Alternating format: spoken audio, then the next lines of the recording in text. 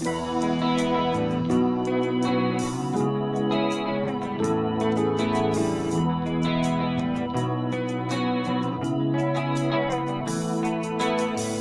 you knew me before, you wouldn't even look my way. And welcome back to Sullivan's Unheard Voices. I'm here with Becka from Radness Ensues, which is a wonderful place in Kaiser. It's one of those unique gems that you kind of don't know it's there, but once you find it, you're like, oh, this is awesome. How did you come up with this concept? Well, I mean, Radness Ensues is the combination of childhood dreams, life experience, and the culmination of all the people who walk in the door that bring the magic to life.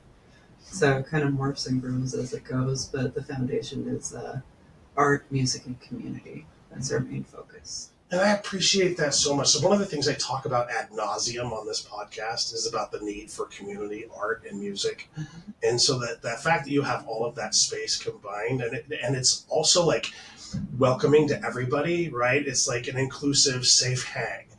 Yeah. That has all kinds of things going on there. Like, it's so hard to describe. I'm so glad we're at a podcast to talk about it, because it's like so many things that you have going on there. Yeah, it's fun. People really they never know what to expect, and I love seeing what when people kind of pop their head in the door and they're like, "What is this?" It's like, Yeah. What do you want it to be? We have one rule, which is be kind or come back when you can be, and we've got a free art station, so that's all driven by community donations. So anybody, anytime, can come in during our drop-in hours, Wednesday through Sunday, and just make art for free. We just give it back to our community. And so a lot of times, like, people, when you're starting a new hobby, or you're interested, but it's a lot of time and financial commitment. So.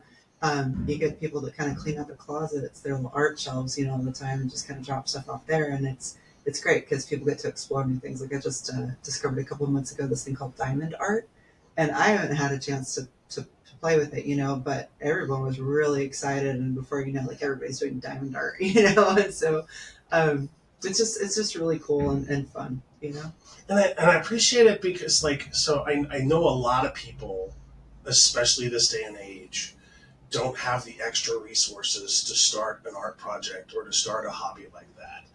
And so to have a space where you can go for free and try something before investing your hard-earned money is something that's pretty awesome. Yeah, it's I love it. Like, most of the things that we offer are free or low cost. Yeah. Like, the Button Station is low cost. We do all ages shows once a week, usually on Sunday nights, because that's when Uptown Music is closed and they're our neighbors. So we try to be respectful neighbors because we want to be around for a long time. So even our shows are typically $10. They're always all ages. We work really hard to make sure that it's a safer, sober space for everyone. And it's cool because you get, like, adults that come out that usually don't go to shows because shows are at bars. And so you get these people that are really there for community and music. And it's great. But I mean, like, even our shows, we never turn anybody away for lack of funds. So it's really important to us. Like, accessibility is so important. So we just we set out the intention to build it for our community while building with our community and to remain accessible to our community. That's like our 3 peers. I appreciate that. How'd you come up with the idea or the concept of the 3 peers? Well, I was a homeless youth with my mom, kind of in and out of shelters and different things, and living in cars and hotels and stuff when I was younger. And, the things that we got to do was, like, go to the library and do, like, the reading clubs, or, sometimes there would be stuff going on at the park, or, when my mom would get her assistance check, we'd go down to Reed Opera House or the Metropolitan, and, like, I would get, like, $1 or 50 cents to, like, spend on little toys and stuff. They had, like, little penny toys sometimes, so I get, like, a dime and get to pick out little tiny Matchbox cars, or, stuff like that. So it's just that little kind of, like, awe and wonder that just comes when you're a child and you're not thinking of bills and you're not thinking of all these stressors that beat us down in life. So it kind of came from that place. It's like, we don't have enough of that, you know? And so we wanted to ensure that we have ways to. I believe, the team believes, and our community believes that if we come together, everybody benefits from it instead of pricing everybody out. It's important. And I really do appreciate organizations or businesses that have that sort of a focus, right? Is I think what gets us into trouble more often than not is when all they care about is a dollar, and they lose care of their customers, they lose care of the community, and places like Walmart, they don't need our money. It's places like yours that need to be supported because we're a community. We share the same air, we share the same space. We should support each other, and we should support those local companies where every dollar you invest here stays here, instead of shopping a place where every dollar goes overseas. Yeah.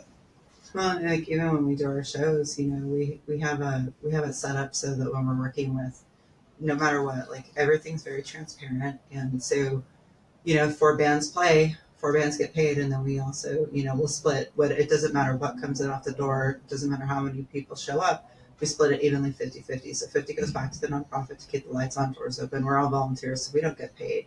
And then the other 50 gets split evenly between the bands that played. Sometimes bands donate their portion back. Sometimes they keep it. Doesn't matter if that's up to them.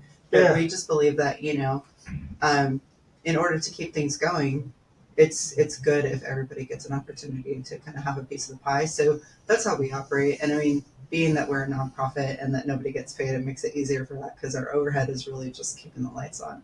And because of that, we get a lot of people that will just bring in donations and stuff and really just kind of help out and clean up and all of that. So it's cool just to see, people come to life. And then when somebody comes in for like an art project and stuff like that, what are some of the art projects that you have currently going on? Well, actually, we are starting Crafting Connections this Saturday. It's a brand new program. We still have some registration slots open. She's such a snimmer. I got Lee right here. She's the shop mascot. You can usually find her at the shop with me Wednesday through Saturday when there's no live music playing. What was I saying? The art projects that you got going on now? Yeah, so Crafting Connections is, it kicks off it's the second Saturday of every month. We're starting it this month. It's a registration because it's limited, it's 26 people total that can come. But the concept is that we have a really great instructor, their name is Melly, and they guide parents and their kids through a simple craft where you can get the pieces you can find them easily for free, or you can get it from the Dollar Tree or something like that. So it's a half hour of eating and congregating with everybody, and then an hour of doing this simple activity, and then a half hour of cleanup. So it also teaches responsibility. And so their second Saturday of the night, it's 6 to 8 p.m. and perfect time for dinner and get together and then wind down and go home. And that's open to any parents and their children that just want to get together and make their bond stronger. So we're really excited about that. I think we have about 10 seats left open for this first one. And then we do it again, but it's program specific. So we work with different organizations. And the Tuesday, we do it on third Tuesdays where it's a specific organization that comes in. So we're going to be working with Story and Recovery Homes in a couple of months. So they're going to be the parents that they have living in the recovery homes to come and hang out. And then it's, program specific. So it's all of them, but then also with that drop-in night coming up on the second Saturday. So that's one of our things that we have going on. We got a bunch of canvases and an easel and paintbrushes and stuff. You can come paint on the wall. You can come make art on the chalkboard, and so it's kind of free flowing. Like, well, what do I do? It's like, well, what do you want to do? And sometimes there's people there that will help kind of engage. It just depends on how many volunteers we have. But it's always cool just to see what people come up with. Like, we got scrapbooking stuff and jewelry making stuff and air dry clay and beads and perler beads and diamond art and just collage stuff and all kinds of stuff. And then, of course, things to make buttons too. But that's so awesome. But yeah, it's fun. It's like, what are you into? What do you want to, what do you want to try? You can't mess up. If you don't like it, just throw it away. Nobody cares. and as you come in through the door, there's no judgment. No. Yeah, that's the most beautiful part. Like, I love the fact that you can check judgment at the door. Yeah. Yeah. this world would be so much of a better place if people lived with curiosity over judgment. Well, it's really stressful, you know. It's like every time, you know, like some of the things that we've been called as like a third space or a place to be. And I didn't know what that was. I looked it up. Like, there's actually a nonprofit called A Place to Be, where it's like you just come as you are and hang out. And so it's nice because, you know, we wanted to erase that stigma of like, well, who's really hanging out here? It's like, well, if you make it accessible, you know, for people who are, you know, different able-bodied, you know, then they're just going to feel comfortable just being there. And you don't have to advertise, well, I'm doing this. This is like handicap accessible, you know, or like this is for this particular subgroup of people or this particular. It's like, no, we're just here for people. Yeah. You know, and it is really just leave your judgment at the door. If you just want to, and a lot of times we get like all these social pressures, you know, like, well, I'm hanging out with this group of people, so I have to be this way or I have to think this way. And it's like, literally just be who you are. If you want to come and stare at the wall, no one's going to judge you. If you want to play a board game, you know, we have our board game nights. Those are the 4th Saturdays of every month from 6:30 to 9:30, I think, or something like that. And those are really fun. We usually get about 16 to 20 people that show up to that, a coffee and board game night. We've got some groups and different things like that, but it is if you want to sit quietly in the corner and read, if you want to hang out with grandma and while she works on a puzzle, you know, my grandma likes to come every Thursday. She'll hang out there and she just loves it. And everybody calls her grandma now. So they're just like, oh, hi grandma, bye grandma. She's like, hi, bye, you know, and it's cool to see because we get even like 4 generations of people that'll hang out for the shows. And it doesn't matter if it's like we don't have a whole lot of easy listening shows. We try to mix it up. We do have a lot of hardcore shows and punk rock shows and metal shows and things like that. But we still get like 4 generations. Yeah. They're enjoying it together, which is really, really cool and really fun for us. But I love the fact that you have the punk shows and the metal shows, right? Like, there's so few outlets for that right now. Mm-hmm. That it really is. That was the most surprising thing. So as I've started to talk to more and more musicians, one of the things that has stood out is the fact that there's already very few venues for music. Yeah. And I just heard another one's closing down. So yeah, the Infinity Room, unfortunately, yeah. And so it's like, like, so have you ever thought about funk? I love funk. Have you ever heard of the Funky Beats Initiative? That actually sounds familiar. Okay. Are they local? Or? Eddie Orange and the Funky Beats Initiative. They're out of Salem. Okay. I just did a podcast interview with them this last week, and I was there at their rehearsal. And oh my god. Yeah, like, we're open to any genre. It's just it seems to be hardcore and punk bands that book us because it's so hard for them to find shows. Yeah. And so, but we're open. I mean, we've had blues and we've had singer songwriter and we've had hip hop and. You know, it's just what seems to be the ones that keep coming back are those the you know the more I guess they call it aggressive bands, but for an aggressive band, you've never seen a more happy group of people that are just happy to be there and hang out with each other. So it's fun. And there's a special place in my heart for aggressive music because that's how I get the anger out. Yeah, like. If it wasn't for Metallica and Pantera and bands like that growing up, I would not have had that escapism that I had. It's a safe outlet. You know? Oh, it's beautiful. You can crank up your headphones and just rock out, or while you're driving down the road, you know, whatever aggression or whatever you're feeling. One, you know that somebody else feels that. Maybe it's not in the lyrics. Maybe it's the way the guitar sounds. Maybe it's the way the drum sounds, you know, or, you know, the bass or whatever, you know, like it's so freeing and liberating just to have that connection. Like, yeah. I really do believe music is the universal language. And like, it's very freeing to just kind of bang your head and scream along if that's what it calls for. And you get that out and then you release it. It's actually really healthy to release in that way instead of, you know, bottling it in or having it come out in other ways. And people are under this misperception that shows, including these kinds of bands, are inherently dangerous in themselves. And that's just not the case. Yeah. I just want to throw that out there. Yeah, I know, like, sometimes, like, moshing can be kind of scary to an outsider that's never, you know, experienced that. but it's also like a lot of consent, like they're there, they know what they're in for. I know, like, I'm too old now, my back hurts. Me too. I look at it and I'm like, oh no, but they're picking each other up, they're hugging each other, they're, and when things happen, like kids break their arms when they're skateboarding sometimes, and we did have one situation where someone actually accidentally got an elbow to a nose, and they were at the hospital faster than I could even blink, and didn't even know till after the case.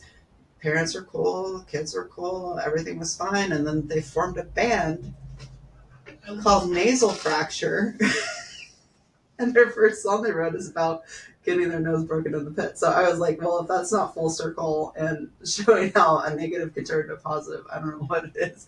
But it's like these things, like, nobody wants to get hurt. That's not the point. Yeah. But there's dangers all over in the world, and here you can get this kind of bounce into each other and get this out, in a really fun, safe way, and people giving each other waters and checking on each other. Hey, you got, oh, you're sweating a lot. Here, take a water, and it's just really cool to see. Like, we just had a show Saturday night, and there was like, hey guys, we got free water back here. Get some water, Yeah. And so next thing you know, kids are running to the fridge, big old handfuls of water, making sure everybody's drinking water, and I'm just like, that makes my heart happy. It's like, yes, please take care of each other. That's what we're here for. And if you go to a show like that, you don't have to get into the pit. No. You can stay on the sidelines and observe and just enjoy the show. Yes. There's that's room that's for where both. I hang out. That's where I hang out these days, too.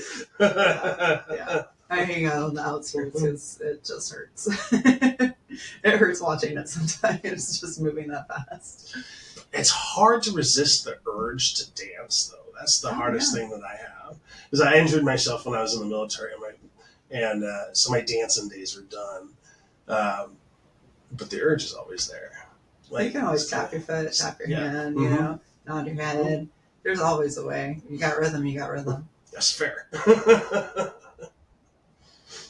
And so when it comes to shows, how is it, like a couple hours, an hour-long show? That's about usually 3 hours. So 3 hours. We really try to be, like, one, we want to be respectful to our community, and two, that whole accessible piece is really important. So we plan the shows to where everyone could take the last bus if they are, doing transportation. Also, we want to, be mindful of noise ordinance and stuff. Like, our noise ordinance here is 10 o'clock. And so by doing shows on a Sunday, it mitigates that, it kind of already weeds out the people that like to party on Friday and Saturday nights. Yeah. Mm-hmm. So, we get less and less of that crowd showing up, especially as we keep enforcing boundaries.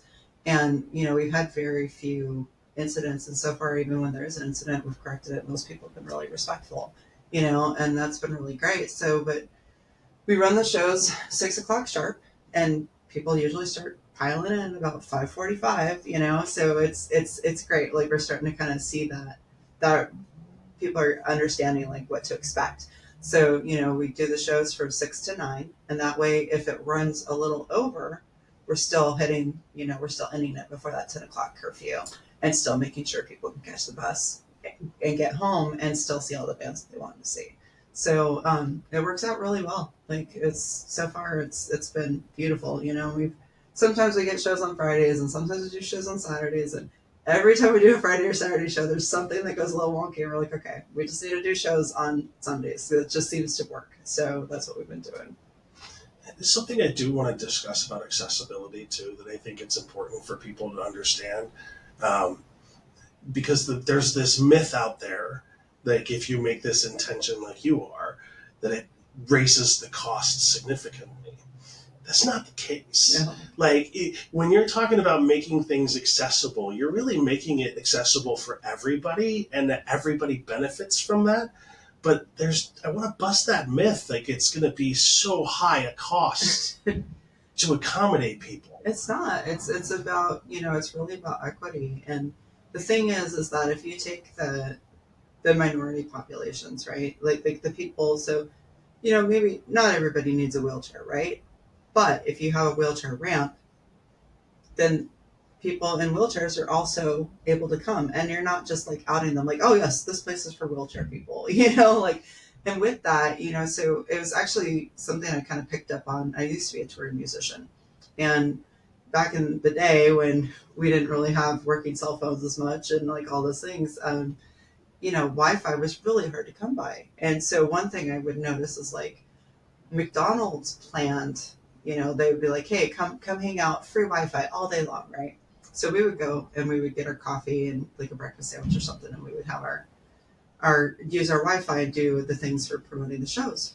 But then when the computer went to die, there were no outlets. And I was like, wait a minute. I was like, this is how they're telling us politely to leave without telling us to leave. Like, oh yes, come, Yeah. have free Wi-Fi. Don't stay all day, And so there's ways of doing things that you can kind of guide people to the environment that you want without having all these rules and going like, hey, don't do this. You have to do this. You just set up the space and then watch it organically flow to when it needs to be. And if things don't work, you just make adjustments, and part of that just comes from listening, listening to people. So it doesn't cost a lot, like we get by. We've been still, I mean, we have our nonprofit status, but we don't have our letter because it's just been a nightmare with IRS stuff right now.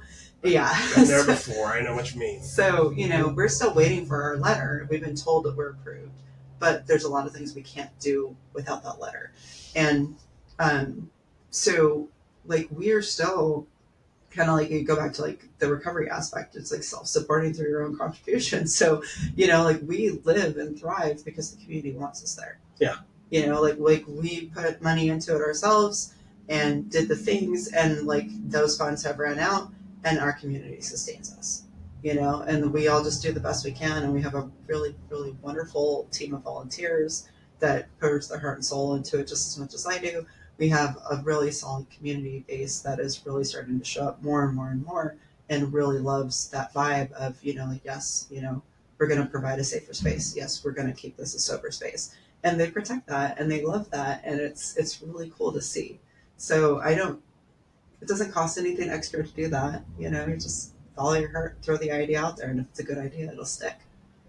Is one of the things that still bothers me about the music scene, especially like in Portland and some of these places in Salem, is the accessibility piece, right? Like I interviewed Johnny Wheels.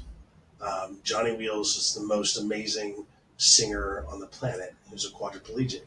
Nice. Every place he goes to, his bandmates have to lift him on stage. Every place. There's no conversation of like a temporary ramp. There's no conversation of any accessibility. But he just goes with it, right? Because he's like, but it's just like, imagine if a world where, you'd spend $340 extra as a facility to get a temporary ramp. Yeah. And it's like, they should play Radness, so we got a ramp. Yeah, right? We got a ramp for the stage. And a lot of times the band's like playing on the floor in front of the stage. So, it works out too. But yeah, we should come play Radness. I'll reach out. Yeah. Because it's like, just the more accessibility, the more. I almost hate to use that term, pay it forward. It really matters, though. But it matters. Well, it's when we talk about accessibility. So my favorite part of the whole building, of the whole thing, which is it seems silly, but to those who need it, it's not.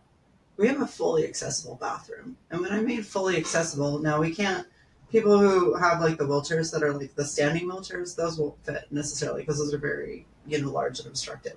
But anyone in a powered scooter, powered wheelchair, regular wheelchair, oversized wheelchair, can safely, comfortably use the bathroom with or without their support person, comfortably without being cramped. And I even had like a friend of mine, Zane, came and they did a tour and told me the things we're getting right and the things we need improvement on. And so we've been working on those things too. And they're wheelchair bound, and was like, but when they went in the bathroom, I was like, I can't wait to show you this bathroom because it took us 2 years to find a building with this. That's how rare this is, And like Sam in the bathroom was like, Becka, like open the door, shut the door, open the door, shut the door. And their partner went in with them and they're like, open the door, shut the door. Like, this is great. It's like the door's not too heavy, and all these things. Like, but it's something as simple as that. When you don't have that experience and you don't think about that, like there are some people who they have to plan their whole day around where they can go based on if they're going to be able to use the restroom or not.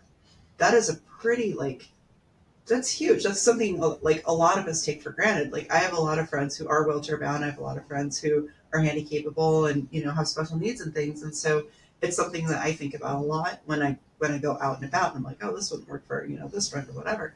And so it's huge. It's the difference between being able to hang out as long as you want and having to rush home because your body has its own time clock, and it's really important.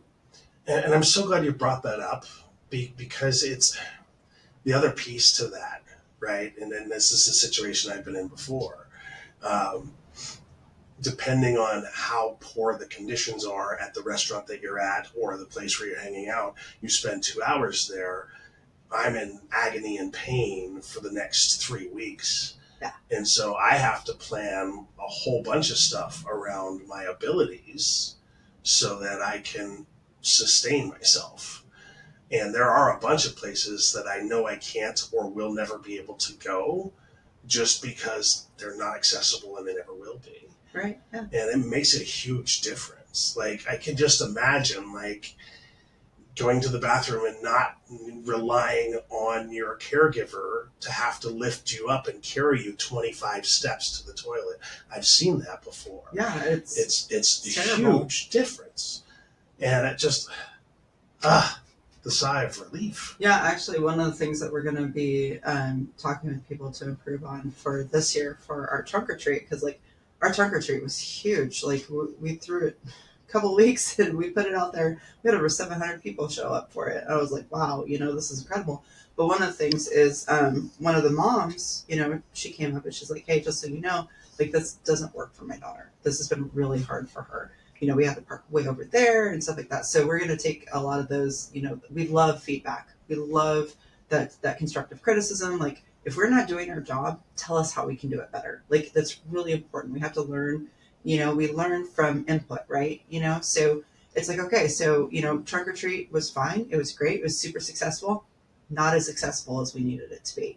There were some people who had certain disabilities that could not, it was very inconvenient for them to participate. And so it was kind of like thinking about that and like, how can we do that better? And so that's something as we go into planning for 2025, for our trunk or treat, like what are we going to do to make sure that this is more accessible for, for kiddos and adults like that need a little extra, without making them feel like they're an inconvenience for needing that extra, and that's actually where a lot of that came from too, is I have one of my dearest friends is now wheelchair bound. She wasn't always that way, but as she did, she wound up not going out and about because she feels like she's an inconvenience to everyone because there's no accessibility. And, just spending a couple days with her, going to a show or, how much work it takes for her just to be out in public. It's really sad, and it's like, you're not an inconvenience. Like, I love hanging out with you.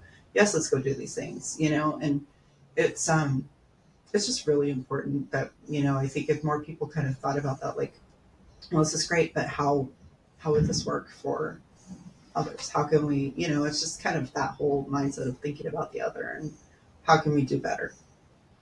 I really like that you take that approach too. And one of the things that I'm on the board of the Autism Society of Oregon, and I'm going to throw ASO under the bus right now and say that we'll commit to providing some sensory kits for your trunk or treat next year. That'd be so awesome. Yeah, Thank so you. we can help with that 100%.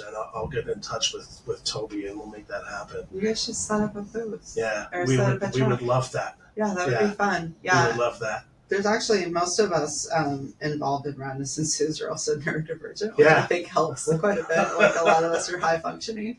I'm actually in getting ready to be tested for autism, and it's with some touch of ADHD and whatnot, and but like a lot of like we just had one of our volunteers just tested, got they're autistic, and he's like, it makes so much sense now. So that's another aspect of it too, is that just about all of us are neurodivergent to a certain extent, and so it makes that whole like, I feel weird and awkward. That's okay, we all do. Yeah. And so in that, you kind of just take just a little bit of a breath.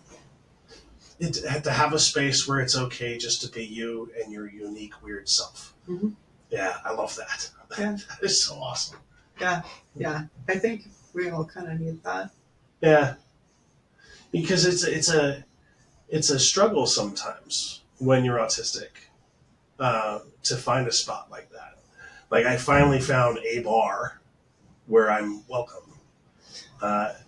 It's love that bar.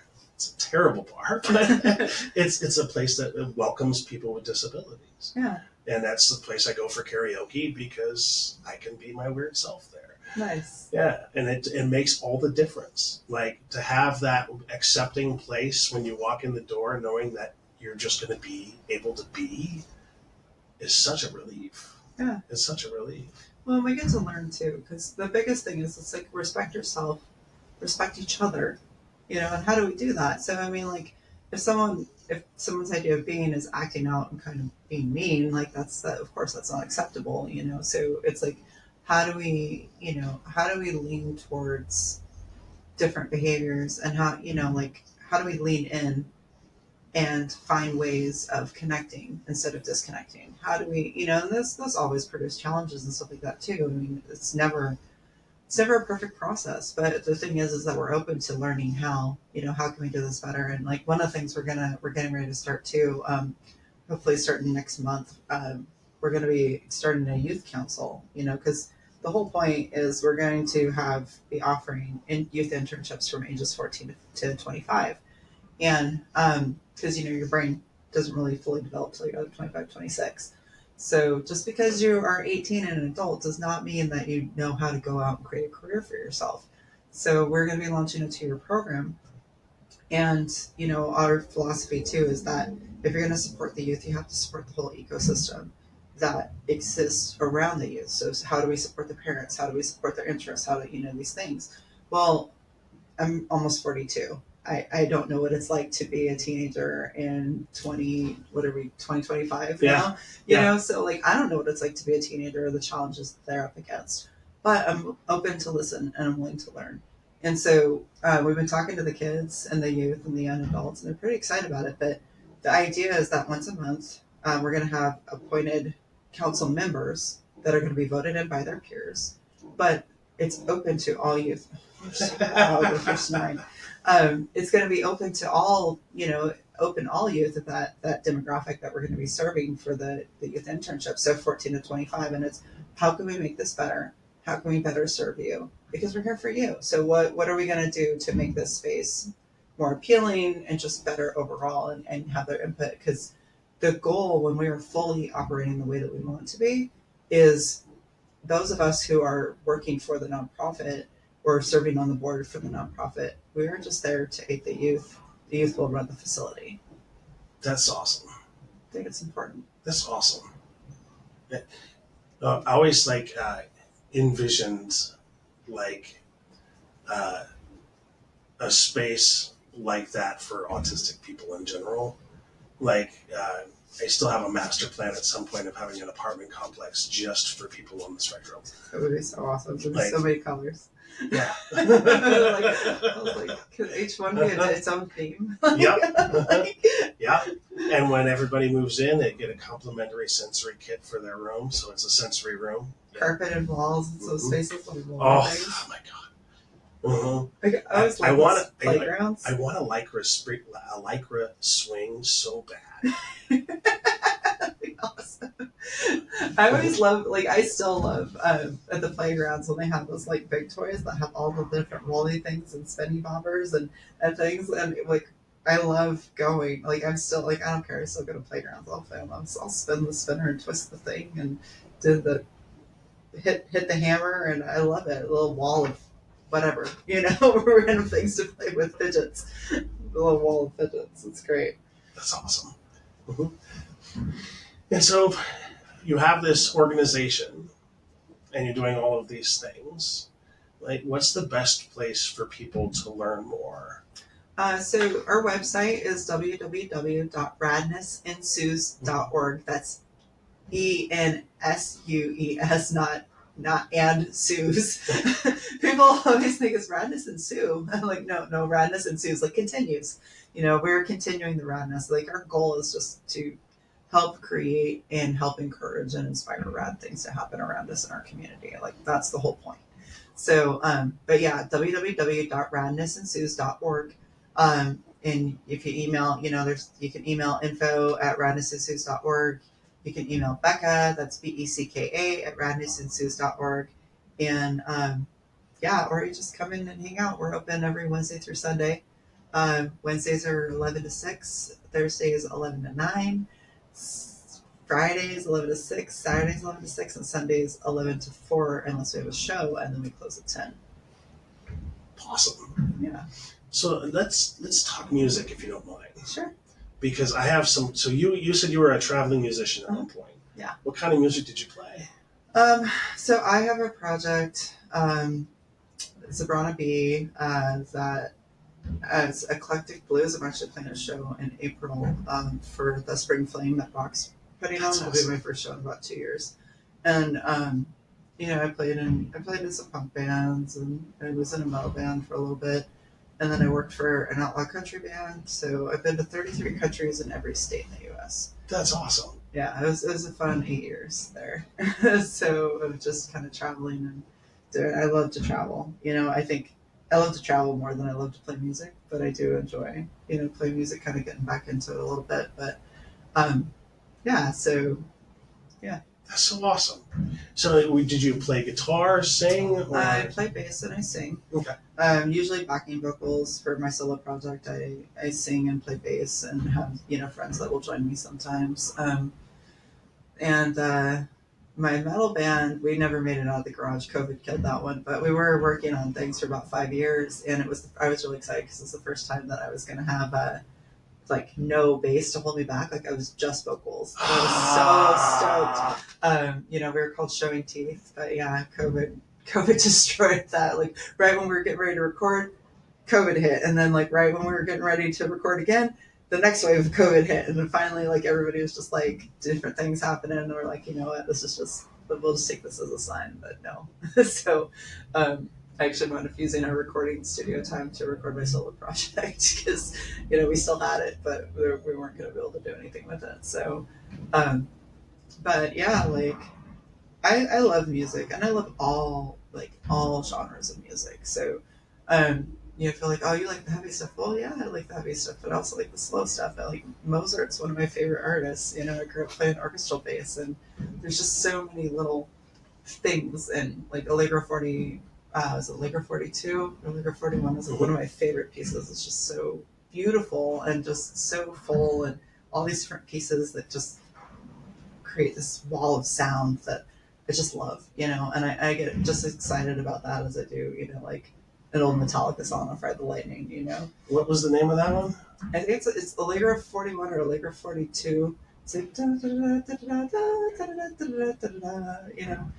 then it's they get this big crescendo at the end. It's just, I love it. Awesome. I love it. Oh, because one of my favorites is Sophia Dracht.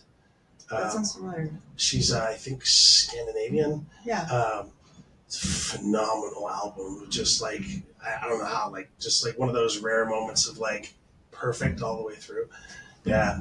And I also have a very wide range of musical interests. I have everything from Russian rap to Weird Al Yankovic. I think music, I appreciate all aspects of music because regardless of the genre, if you have made it to the point where you're recording an album, you have done a ton of work. Oh, yeah. Yeah. And a ton of work. Yeah. And you're not doing it for money. You're doing it for love. Yeah. Yeah. It does. Recording is hard. It is a lot. Yeah.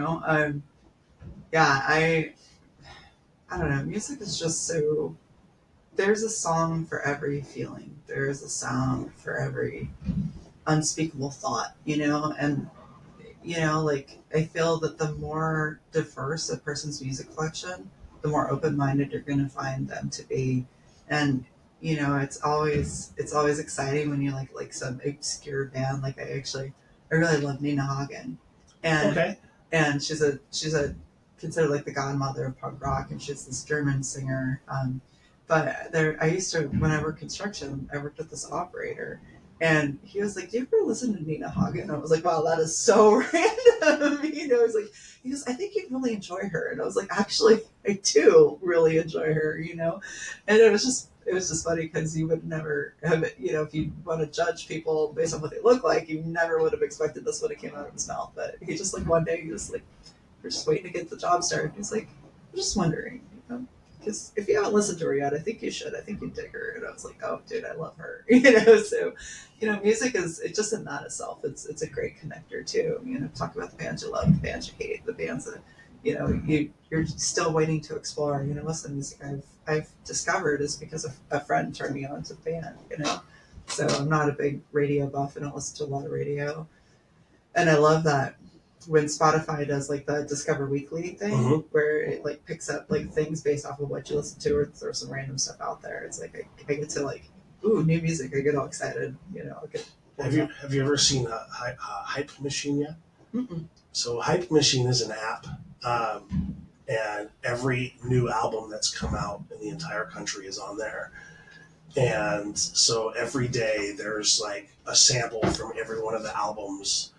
And like, I would say 34 or 35 out of 40 are kind of garbage. Yeah. But then you get that diamond in the rough, like, who is this person? Like, I'd like to know more.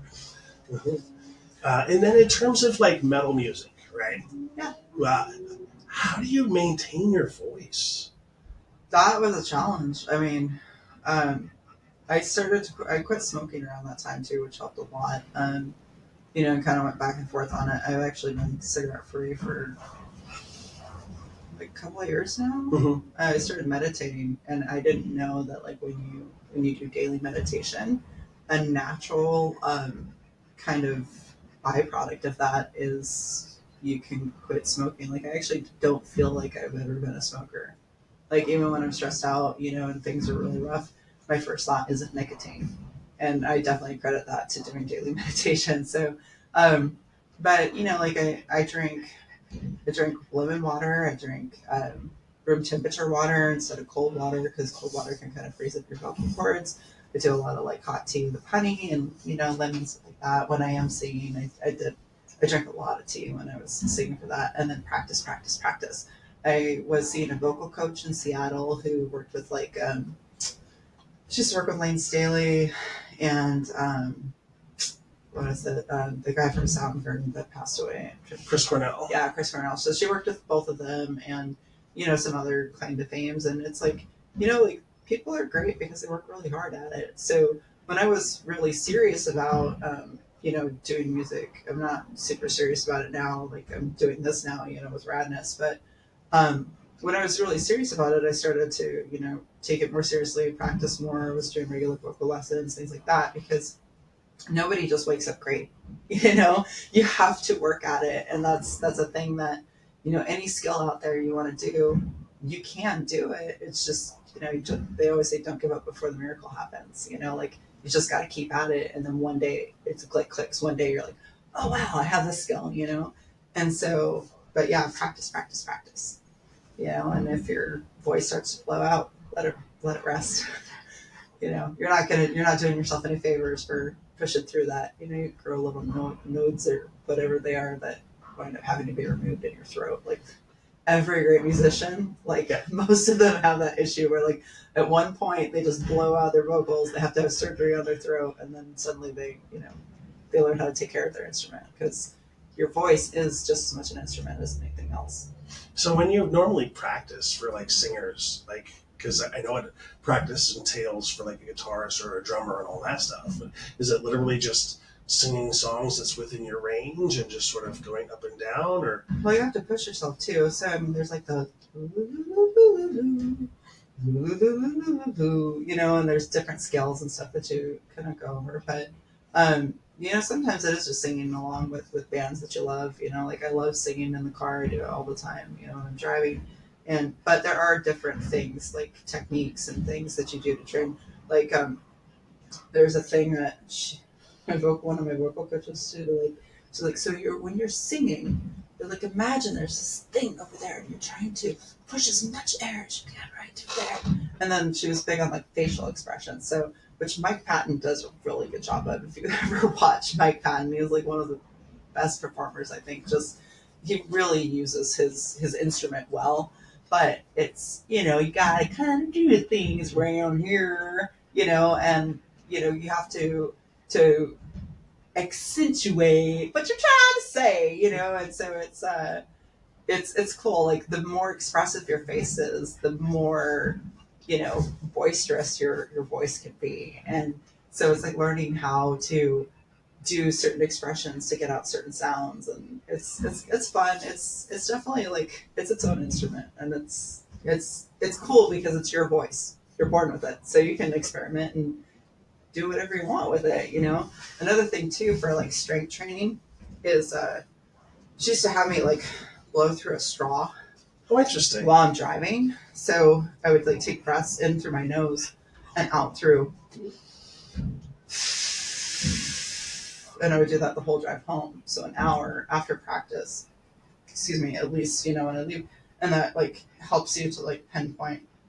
I remember exactly the science behind it, but it does it makes it to where you can like hold out like notes longer and things like that. So it was kind of cool. Like there's little tricks and things that you learn when you start doing vocal coaching. And then another coach I had too, she was like, sorry, I can't remember her name right now. I'm so terrible. She's here in Salem. She's amazing. Beth. Okay. Beth. She's absolutely amazing. But one of her things that she taught me was you don't have to be so loud. Like just because you can be loud doesn't mean you have to be loud. So it's like learning how to control that boisterous and that command at softer tones too, and it gives you more control of your voice and how you get to use it. So that was something that was one of my biggest takeaways from working with her was, learning to be a little quieter sometimes. Just put it out there. So, And then how about your process for making music? Do you like write all the time even now, or? I've been writing since I was 7 years old. Poetry, prose, stories, my life, music. It just comes to me. Like my phone, I have over 1,500 notes on my phone right now. I've got a million journals that are all half full because I'll just start writing in one and then lose it and then start writing another one, or I'll skip a page and go back and fill. So like sometimes like my journal will read like this and then it goes back here and then it goes forward, but I think it doesn't really matter how you write or where you write. It just matters what you write. So it's again that whole practice thing. But I've always loved to write. Like I've always been a writer. I used to, while other kids were reading Teen Beat, I was reading Writer's Digest. Like it was just one of those things. Like I was obsessed with writing, and so I started like rewriting Christmas songs. I think the very first song I took was Santa Claus is coming to town, and it was Jesus is coming to the world. And so I changed the lyrics to that when I was back in Sunday school. So it was just fun. And then I was like, oh, I can write my own songs. My mom gave me a keyboard when I was like 8, and I was like, oh, so I'd sit on the keyboard and I'd start writing things to the keyboard. And that's kind of what like we do on Sundays there too, like 11 to 4. It's just explore music. Is that you don't need formal training to write a song. You don't need formal training to sing a song. You don't need formal training to play music. All you have to do is keep messing around till you hear something that sounds good to you, and then just keep at it until it turns into a song, and that's, so I've got like bits and pieces on my voice recorder. I'll just be driving and I'll hear the sound of the road with the sound of the raindrops, with the sound of the car that's next to me, and it'll create this beat, and I'll just start singing something in my head to that beat, and I'll just record it. So I've got 3, 4, 5 or 6 albums with different projects that I've done, but I have so many bits and pieces and snippets of things that will never be anything. Like I feel bad for whoever has to deal with my stuff when I die, because it's just going to be lots of pieces of songs and like boxes and boxes and boxes and boxes of journals, because I got like 2 or 3 boxes of journals now, because I keep everything. So it's but it's just a lot of it's garbage, but you gotta keep producing that garbage so you get something that you really care about. And I appreciate that you said that piece about music and not having to really know certain things before just trying it. Because I know like a bunch of people that are amazing guitarists that don't know how to read music. Yeah. But they're still amazing guitarists. And I don't think you can take anything away from the fact that they can read music. I don't think it matters. No, You're good, you're good. I can't read music. I mean, I'm okay. I'm not gonna say I can't read music. Very rusty at it, and I'm not fluent in it. I used to be able to read music when I was still in orchestra in like high school, but that was a long time ago. I know the difference between a bass clef and a treble clef, and I kind of remember half notes and whole notes, but it is its own language, just like math or anything else. And you definitely don't have to read music to play music. So it's great. I love it. Is because everything, like, music is everywhere. There's sounds everywhere, and if you just close your eyes and listen, you hear the sounds of life. And there's a beat in there too. Like, it's great. Most things organically have a beat to them. Mm-hmm. And if you pay attention, you can sense the rhythm, I think. Great. Yeah. Everything's got its own frequency. That's a science thing. Yeah. Like, not even making that up. Everything's got its own frequency, and it's great. And so you just said that on Sundays, Uh-huh. you have music. Yeah, it's called Make Some Noise. That's So awesome. it's every Sunday from 11 to 4. And we've been, it's been amazing. We've had over $10,000 of equipment and gear donated to us since we opened, just over 8 months ago now. And it's great. Like, we just bring stuff out and people just play, and we get people of all ages. We get parents that'll swap kids. Like, I walked in one time and there was a gal playing drums with a kid playing guitar, but the kid was my friend's kid. And then there was a little boy that was painting on the wall with my friend, and I was like, "Do you guys know each other?" Like, "No, we just met today." And I was like, "This is great," like, it just makes my heart happy to walk in and see that, And then there's my friend Cynthia. She's been coming in with her son on Sundays and posting videos, like, no training, no nothing. They've been hooking him up to the electronic drum kit in the back, and he's putting headphones on him. He's just going to town, just killing it. We got another kid from that band I talked about earlier, Nasal Fracture. He never played drums before, and all his drumming experience has just been since they formed this band a few months ago, and he's killing it. Like, because the whole thing is like, I really believe that if nobody ever tells you that you can't do something, your potential is limitless. Everyone's just like, yeah, go at it, have fun. Who cares if you suck? Who cares if it's great?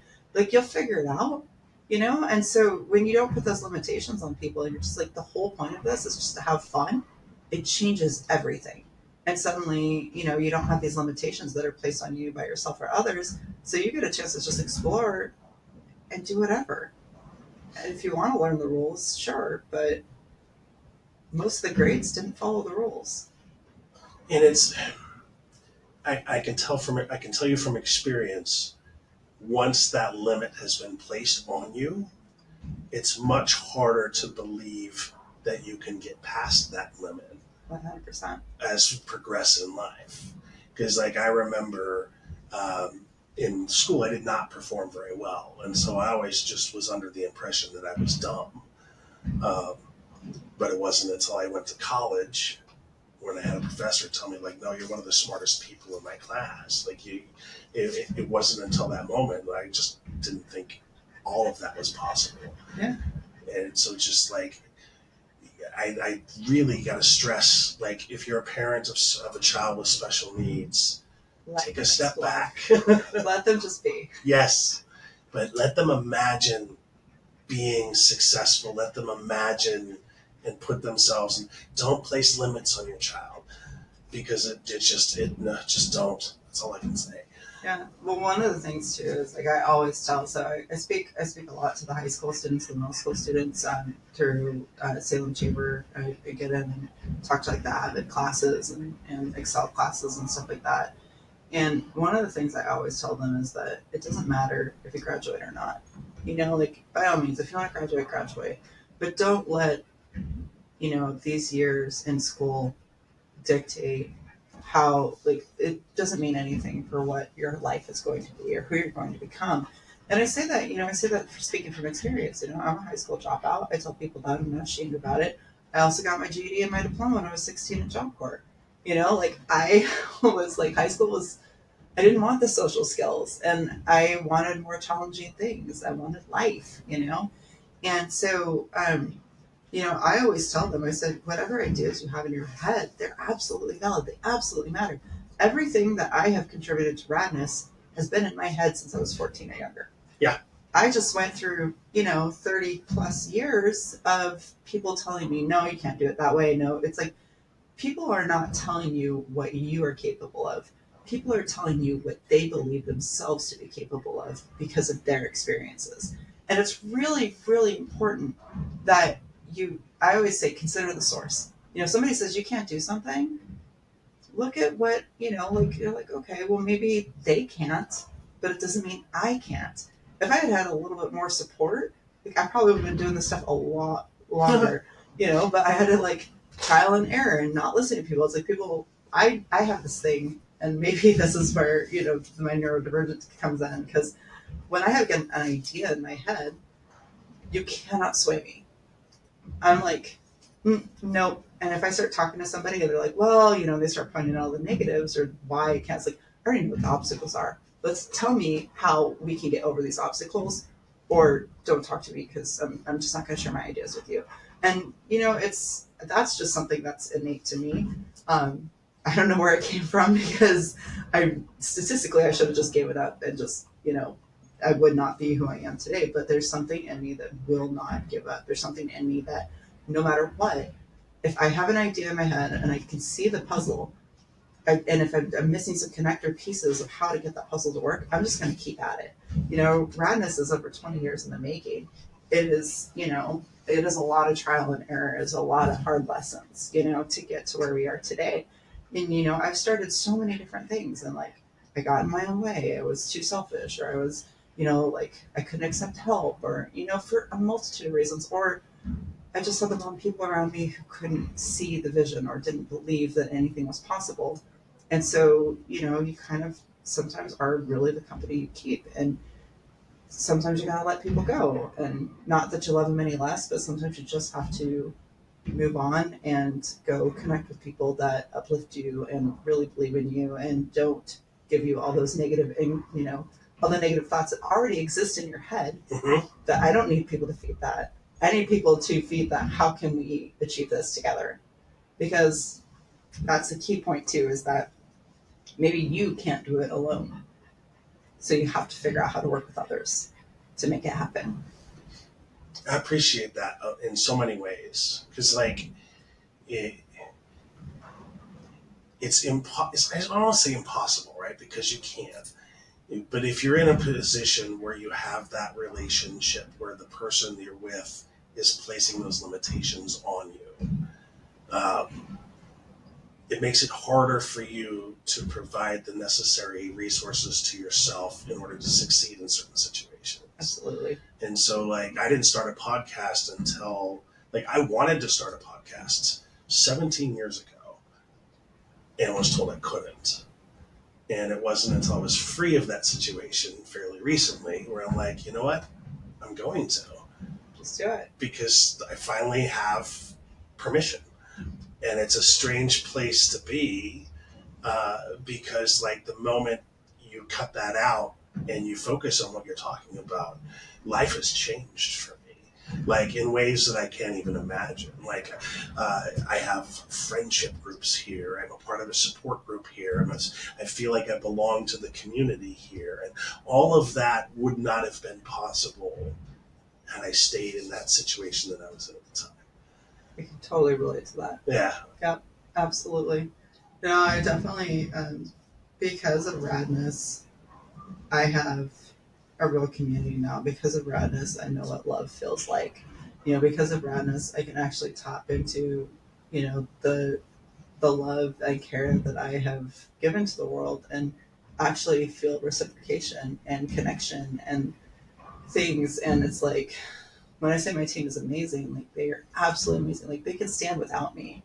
And that's really, really, really important. Like, when we built this, it was the idea that Radness is always going to be bigger than any one individual. And, I've really, really tried to instill in my team, like, you're just as capable as I am. You just gotta get in there and do it. And watching people take that initiative and empowering people, it's really important, because if you're going to build an organization, and we always built this with the idea in mind that we want to outlast, we want to be one of those icons that people can look at and know, like, okay, this is what they stand for, this is what they represent, this is what I can expect to last the test of time. And that's, we're only 8 months into this right now, but we'll figure it out as we go. And will we last the test of time? I don't know, but it definitely starts by investing in your people and showing people that it is always bigger than one individual. And so, we just did zombie prom, and I couldn't be there. And, my team was like, oh, what are we going to do? I said, you guys are going to be fine. And I called, Stephanie, she's my right hand. And I was like, hey, I said, so check it out. She's like, you're not coming, are you? I said, no, I'm not. But you're going to do great. You're going to have fun. Bands are coming. People are coming. I said, so all you got to do is, if it's not working, give it up, throw it in the corner, deal with it later. If it is working, lean into it. Just make sure everybody has a good time. And as long as you're having fun, everyone else will have fun. And everybody had a blast. I got a lot of really cool pictures, and I've seen some really cool videos come through, and they're like, that was so amazing. Like, we really missed you, but it was so much fun. And I was like, this is how it should be. I don't mind being missed, but I don't want the show to stop just because I'm not there. I think it's really important. Yeah, I really appreciate that. And I really do wish more organizations led with that. Because I look at it from the flip side, right? As an employee, up until where I'm at now, I have never really been fully supported in employment. It was always that sort of very strange corporatist, everybody's out for their own special interest, everybody wants to make more money sort of environment. I cannot thrive in those environments. Oh, it was such a struggle, because I'm too good, I'm too kind, I will yeah, go ahead and take all the credit, I don't care. But then you don't do anything, because it's but anyway, I digress. The reason I bring it up is because from the other side, when you have somebody like yourself that has those words of encouragement to your employees, how much of a difference it makes on the employee side to hear that from their boss. It makes all the difference in the world. I had some really awesome bosses in my life. My very first boss was Clark Blaylock at Machismo Mouse when I was 17. And he was always about letting us take initiative. And he's like, well, what do you think? And I was like, that's weird. I mean, that's my first job, and it's like, what do you mean, what do I think? He's like, well, what do you think? And it's like, oh, well, is that right? And he's like, I don't know, go try it out and see, And I even had there was, when I was doing construction, I was trying to find working on sewer lines and stuff, and I was trying to figure out where the pipe was, but it was all concrete, and I'm trying to figure this out because I don't want to jackhammer too much area. And I was like, well, I don't know where it is. And he goes, you have the plans, you have the line, take a guess, and trust yourself. And I hit it on I hit the pipe. I was like, boom, it's right there. I was like, I found it, And he's like, if you always are asking questions and you're not just doing, you're never going to know if you're right or not. So sometimes you really just got to take that leap, and having people that encourage you to do that is so important, because self-resilience or self-reliance and resilience is a skill that not a lot of people have. And it's something that's very much needed, because at the end of the day, all you have is yourself. It's great when you have others, but if you're expecting others to be there, you're going to be disappointed and you're not going to go anywhere. So you have to be willing to at least make a part of that journey on your own. And then what you're going to find, what I've been finding, is you're going to find people that jive with you, and they're going to join you. And you're not always going to walk alone. It's not always going to be the same people. It's not always going to be the people you expect. But you are not always going to walk alone. But you got to get out there and start walking. It's important. It's all important.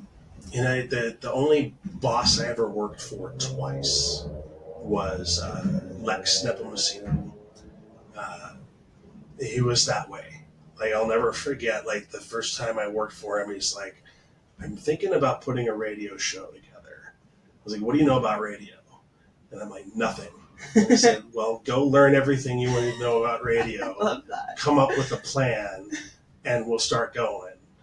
And That's what it is. That's what it is. That's exactly what it is. Yeah, and that was what taught me. But the military sort of taught me that to begin with, to a certain extent. But he really drew that home as to what that could be, and I always had bad respect for him because of that. Like he hired me twice. Like not too many people do that. That's great. Yeah. Yeah. Mm-hmm.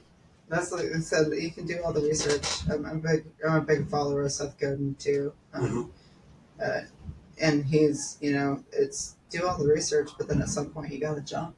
You gotta jump. You have to. And it's true. Like so many times. I never made any big leaps by playing it safe. I just didn't.